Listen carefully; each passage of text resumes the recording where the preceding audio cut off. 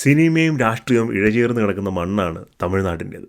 സ്ക്രീനിൽ നായകനായി വന്ന് ജനനായകനായി മാറിയ MGRനെയും ഒരു സാമ്രാജ്യം തന്നെ കെട്ടിപ്പടുത്ത ജയലളിതയും തമിഴകം കണ്ടു. എന്നാൽ ഇന്ന് ആ സാമ്രാജ്യങ്ങൾ തകരുമ്പോൾ ആ രാഷ്ട്രീയ ശൂന്യത ആര് നികത്തും? 2026 അസംബ്ലി ഇലക്ഷനിലേക്ക് തമിഴ്നാട് പോകുമ്പോൾ കാര്യങ്ങൾ നിർണായകമാണ്. ADMK ഇന്ന് തകർച്ചയുടെ വക്കിലാണ്. BJPക്ക് തമിഴ്നാട്ടിൽ വേരുറയ്ക്കാൻ സാധിച്ചിട്ടില്ല. DMK തങ്ങളുടെ രാഷ്ട്രീയ പാരമ്പര്യവും പ്രാവീണ്യവുമായി കച്ച കെട്ടിയിറങ്ങിയിരിക്കുകയാണ്. എന്നാൽ അവിടെയാണ് എല്ലാവരുടെയും ഉറക്കം കെടുത്താനായി തമിഴ് നടനായ വിജയ് തമിഴക വെട്രിക്കഴകവുമായി വന്നിരിക്കുന്നത്. MGRൻ്റെ മാന്ത്രികത വിജയ്ക്ക് ആവർത്തിക്കാൻ സാധിക്കുമോ? നമ്മളൊന്ന് പോകുന്ന ആ കഥയിലേക്കാണ്. Welcome to white board stories.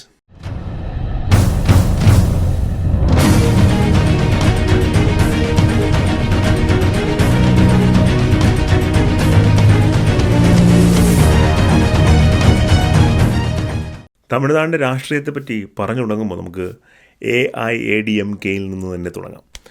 All India അണ്ണാ ദ്രാവിഡ മുന്നേറ്റ കഴകം, നമ്മളെല്ലാവരും ADMK എന്ന് വിളിക്കും.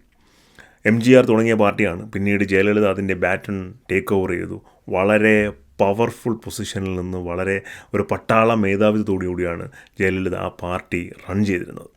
പല മന്ത്രിമാരും ജയലളിതയിലെ കാൽക്കൽ വീണ് സാഷ്ടാംഗം നമസ്കരിക്കുന്ന കാഴ്ച നമ്മൾ TV-യിലും പത്രങ്ങളിലും ഒക്കെ കണ്ടിട്ടുണ്ട്. എന്നാൽ 2016 ഡിസംബർ 5 കാര്യങ്ങൾ മാറിമറിയുകയായിരുന്നു. ജയലളിത ഇഹലോകവാസം വെടിയുന്നു. അതിനുശേഷം നമ്മൾ പല കാഴ്ചകളും ADMKയിൽ കണ്ടു. ശശികലയുടെ ജയിൽവാസം, പനീർ സെൽവത്തിൻ്റെ ധർമ്മയുദ്ധം, എടപ്പാടി പളനിസ്വാമിയുടെ നേതൃത്വം, അങ്ങനെ പല കാര്യങ്ങളും. എന്നാൽ ജനങ്ങൾക്കിടയിൽ ADMKയ്ക്കുള്ള ഒരു അക്സെപ്റ്റൻസ് കുറയുകയായിരുന്നു. 2014 ലോക്സഭാ ഇലക്ഷനിൽ 45% വോട്ടുണ്ടായിരുന്ന ADMK 2024 ഇലക്ഷനിൽ കേവലം 21% വോട്ട് ആയി കുറഞ്ഞിരിക്കുന്നു. ഏതാണ്ട് പകുതിയോളം. കൂടെ നിന്ന് BJPക്കോ അല്ലെങ്കിൽ ADMKയോ സീറ്റുകളൊന്നും തന്നെ 2024 ലോക്സഭാ ഇലക്ഷനിൽ ജയിക്കാനായി സാധിച്ചില്ല. 2024 ഇലക്ഷൻ കഴിഞ്ഞ് BJP അവർ തള്ളിപ്പറഞ്ഞു. എന്നാൽ 2026 അസംബ്ലി ഇലക്ഷനിൽ അവർ വീണ്ടും ഒന്നിക്കുമെന്നും കേൾക്കുന്നു. ഇതാണ് ADMKയുടെ അവസ്ഥ. ജയലളിതയ്ക്ക് ശേഷം തികച്ചും ഒരു നാഥനില്ലാ കളരിയായി മാറിയിരിക്കുകയാണ് ADMK. ഇനി വരുന്നത് BJP ആണ്.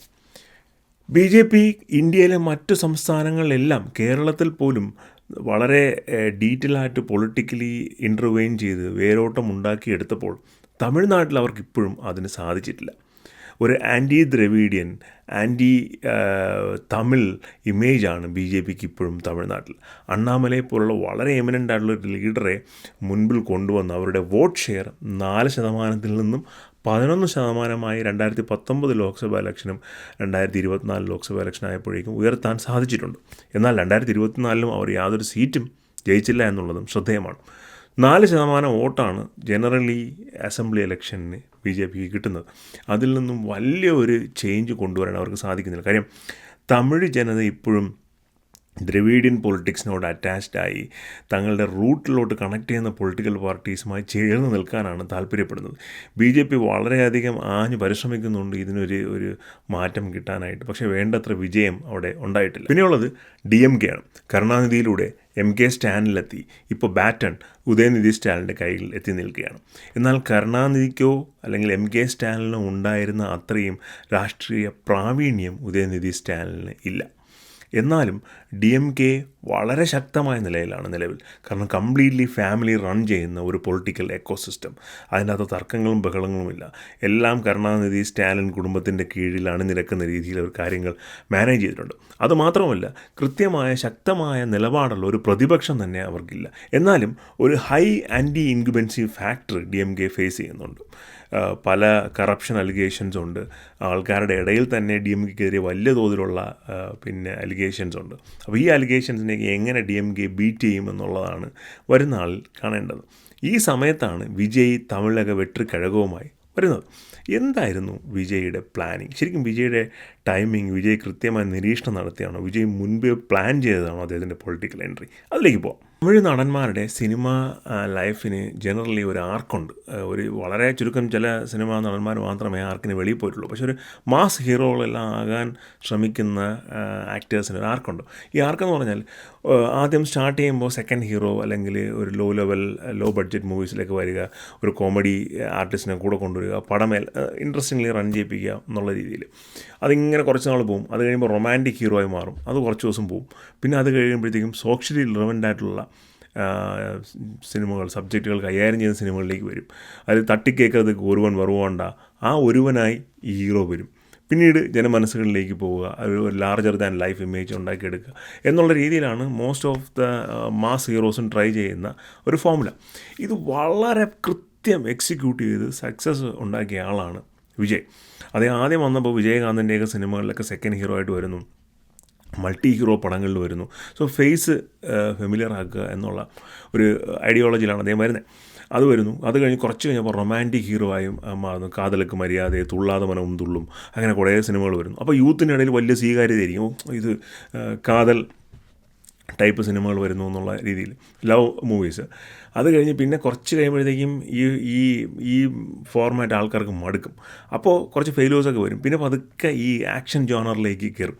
വിജയ് അങ്ങനെ ഒന്ന് രണ്ട് ഡിപ്പ് കഴിഞ്ഞ് വന്നതായിരുന്നു തിരുമല എന്ന് പറയുന്ന സിനിമ, മനോജ് കുജാനൊക്കെ ഉള്ള. അവിടെ വലിയ ഹിറ്റായിരുന്നു. വിജയുടെ ഒരു സോഷ്യൽ റിലവൻ്റ് ആവുന്ന ഒരു ആക്ഷൻ ജോണറിലേക്കുള്ള ഒരു ചൂടുവയ്പ്പായിരുന്നു. പിന്നീട് അടുപ്പിച്ച് ഹിറ്റായിരുന്നു. തിരുപ്പാച്ചി, ദീപാവലി, അങ്ങനെ കുറേ സിനിമകൾ. അത് കഴിഞ്ഞ് പിന്നെ കുറേ നാൾ കഴിഞ്ഞിട്ട് തുപ്പാക്കി വരുന്നു. അപ്പോൾ തുപ്പാക്കിയോടുകൂടി വിജയുടെ സ്റ്റാച്യൂർ ബേസിക്കലി ഒരു ലാർജർ ദാൻ നോർമൽ ഹീറോയിലേക്ക് മാറുന്നു. പല റേഞ്ചിലുള്ള ആൾക്കാരെ, ലോക്കലായിട്ടുള്ള ഓഡിയൻസിന് മാത്രമല്ല എല്ലാ ലെവലിലുള്ള ഓഡിയൻസിനെ സ്വാധീനിക്കുന്ന രീതിയിൽ അദ്ദേഹത്തിൻ്റെ സിനിമകൾ വരുന്നു. ഈ സിനിമയിലൂടെ അദ്ദേഹം പറഞ്ഞു വയ്ക്കുന്ന പല പൊളിറ്റിക്കൽ സ്റ്റേറ്റ്മെൻറ്റ്സ് ഉണ്ട്, പല ആശയങ്ങളുണ്ട്. ഇതെല്ലാം ആൾക്കാരെ സ്വാധീനിക്കുന്നു. വിജയ് മക്കൾ ഇയക്കം എന്ന് പറഞ്ഞിട്ട് അദ്ദേഹത്തിന് പിന്നെ ഫാൻസ് അസോസിയേഷൻ തമിഴ്നാട് മുഴുവനായുണ്ട്. അദ്ദേഹം ഈ ഫാൻസ് അസോസിയേഷൻ വഴി പല ജീവകാരുണ്യ പ്രവർത്തനങ്ങളിലും പിന്നെ ഇൻവോൾവ് ആവുന്നുണ്ടായിരുന്നു. ഫാൻസ് അസോസിയേഷൻ അല്ലാതെ തന്നെ പല പരിപാടികളും ചെയ്യുന്നുണ്ടായിരുന്നു. 85,000-ഓളം ഫാൻസ് അസോസിയേഷൻസ് വിജയ്ക്ക് തമിഴ്നാട്ടിലുണ്ട്. ഏതാണ്ട് 20 ലക്ഷം പേര് അതിൽ മെമ്പേഴ്സാണ്. 2022 ലോക്കൽ ബോഡി ഇലക്ഷൻസിൽ വിജയ് ഇതിൽ നിന്നും ആൾക്കാരെ പിന്നെ കാൻഡിഡേറ്റായിട്ട് കൊണ്ടുവരുന്നു. ഏതാണ്ട് 100-ന് മേൽ സീറ്റുകളിൽ ഇവർ ജയിക്കുന്നു. 115 മറ്റോ സീറ്റുകളിൽ ഇവർ ജയിക്കുന്നു. വളരെ പ്രോമിനൻ്റായ ഒരു ആക്റ്റാണത്.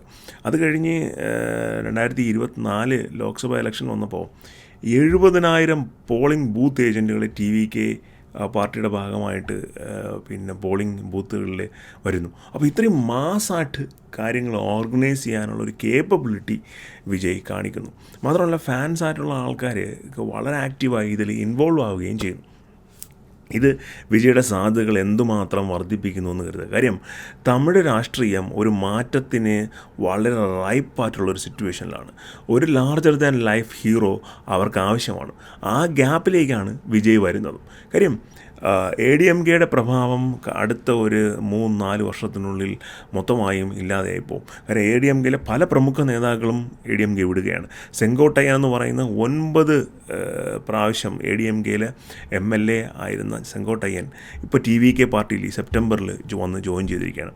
അദ്ദേഹത്തിന് ഈറോഡ്, കോയമ്പത്തൂർ മേഖലയിലൊക്കെ വലിയ തോതിലുള്ള സ്വാധീനം ചെലുത്താനായി സാധിക്കും. അദ്ദേഹം വന്നതിനോടൊപ്പം തന്നെ പല ADMK മെമ്പേഴ്സും പിന്നെ TVKയിൽ വന്നിട്ടുണ്ട്. സത്യഭാമ MP ആയിരുന്നു, സത്യഭാമ പോലുള്ള ആൾക്കാരും, അങ്ങനെ ഒരുപാട് പേര് TVK വരുന്നുണ്ട്. ഇവർ വരുമ്പോൾ ഇലക്ഷൻ കാഡറിന്, ഇലക്ഷൻ പ്രവർത്തനങ്ങൾക്ക് കൂടുതൽ ഊർജ്ജം വരും. ഓർഗനൈസേഷൻ, കാരണം പൊളിറ്റിക്കൽ എക്സ്പീരിയൻസ് ഉള്ള ആൾക്കാരാണല്ലോ ഇവരെല്ലാം. അപ്പോൾ കൂടുതൽ ഓർഗനൈസേഷണൽ എലമെൻറ്റ്സ് ഇതിൻ്റെ അകത്ത് വരും. അപ്പോൾ അങ്ങനെ വലിയ തോതിലുള്ള ഒരു മാസ് ക്യാമ്പയിനിങ്ങും പിന്നെ തോട്ടുമൊക്കെ ചെയ്തിട്ടാണ് വിജയ് വരുന്നത്. അല്ലാണ്ട് ഒരു സുപ്രഭാതത്തിൽ ഒരു പാർട്ടി തുടങ്ങി വരുന്നതല്ല. കമലഹാസൻ ഒരു പാർട്ടി തുടങ്ങിയപ്പോൾ പലപ്പോഴും വിജയുടെ കാര്യം പറയുമ്പോൾ കമലഹാസനോടാണ് ഇക്വേറ്റ് ചെയ്യുന്നത്. കമലഹാസൻ ഒരു പാർട്ടി തുടങ്ങിയപ്പോൾ ആ പാർട്ടിക്ക് വേണ്ടത്ര മുന്നൊരുക്കങ്ങളുണ്ടായിരുന്നില്ല. 1. 2, കമലഹാസൻ്റെ ഐഡിയോളജീസിൽ പലതും തമിഴ് ജനതയ്ക്ക് കണക്റ്റ് ആവുന്ന ഒന്നായിരുന്നില്ല. അവർക്ക് പലപ്പോഴും ഏത്തിസം അല്ലെങ്കിൽ തമിഴിൻ്റെ ഹയർ ദാൻ നോർമൽ ലെവലിലുള്ള സംസാരമൊന്നും കണക്റ്റ് ആവുന്ന ഒരു രീതി രീതി ഉണ്ടായിരുന്നില്ല. അപ്പോൾ അതുകൊണ്ട് തന്നെ അത് വർക്കൗട്ടായില്ല കമൽഹാസൻ്റെ കാര്യത്തിൽ. പക്ഷേ വിജയുടെ കാര്യത്തിൽ അങ്ങനെയല്ല.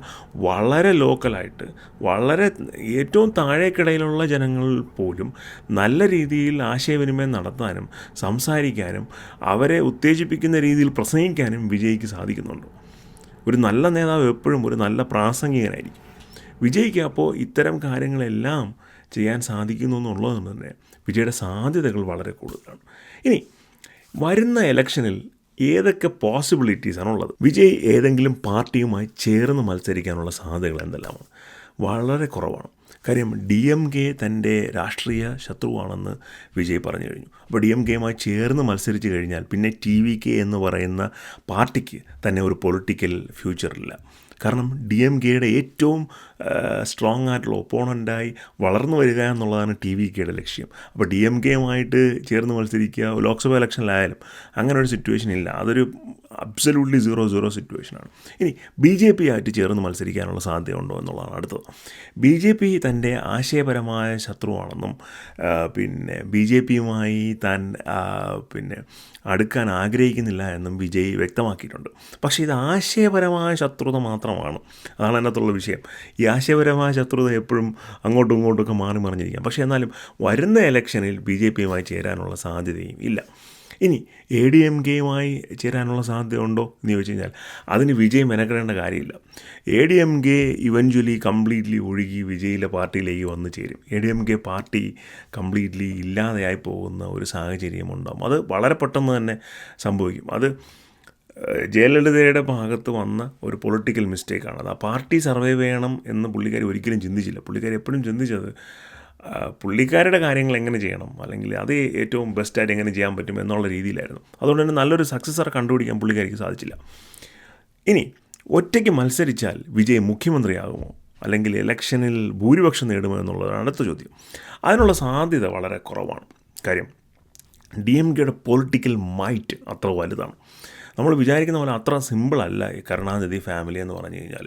കോടാനുകോടി രൂപയുടെ ആസ്തി, ആയിരക്കണക്കിന് കോടി രൂപയുടെ ആസ്തി, അവരുടെ ഒരു പൊളിറ്റിക്കൽ റൂട്ട്, ഇതെല്ലാം വളരെ സ്ട്രോങ് ആണ്. ഇതിനെ നമുക്ക് ഒറ്റയടിക്ക് ബീറ്റ് ചെയ്യുക എന്ന് പറഞ്ഞു കഴിഞ്ഞാൽ വിജയുടെ പാർട്ടിക്ക് സാധിക്കുന്ന ഒരു കാര്യമല്ല.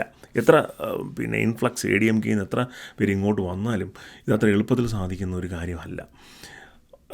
പിന്നെ ഈ അസംബ്ലി ഇലക്ഷനിൽ ADMK വളരെ തുച്ഛമായ സീറ്റ് നേടി ഏതാണ്ട് നിഷ്പ്രഭമാകുന്ന ഒരു സാഹചര്യം ഉണ്ടാകും. DMK ഭൂരിപക്ഷം സീറ്റുകൾ നേടി അധികാരത്തിൽ വരും. BJP കഴിഞ്ഞ തവണത്തേനേക്കാളും ഒരു ബെറ്റർ ആയിട്ടുള്ള പെർഫോമൻസ് കാഴ്ചവെക്കും. വിജയുടെ പാർട്ടി ഏതാണ്ട് 20 മുതൽ 30 സീറ്റ് വരെയെങ്കിലും മിനിമം ജയിച്ചിരിക്കും. 20 മുതൽ 30 സീറ്റ് വരെ. അങ്ങനെ ജയിക്കുമ്പോൾ ഒരു പ്രധാനപ്പെട്ട കാര്യമുണ്ട്.